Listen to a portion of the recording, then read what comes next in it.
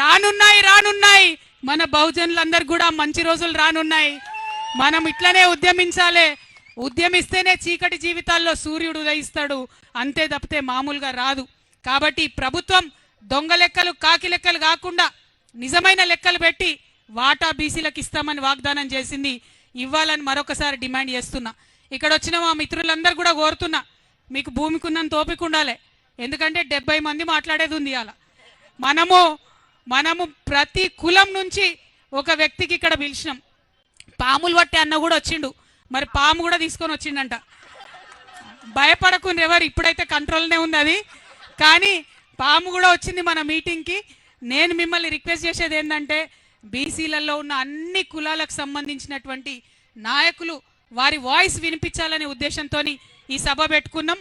కొంచెం రష్ ఎక్కువైంది, అడిదికి ఎండ కొడుతుంది నాకు తెలుసు, క్షమించాలి. పోలీసు వాళ్ళు లేటుగా పర్మిషన్ ఇవ్వడంతో అంతకన్నా ఎక్కువ నీడ వేసే అవకాశం రాలేదు.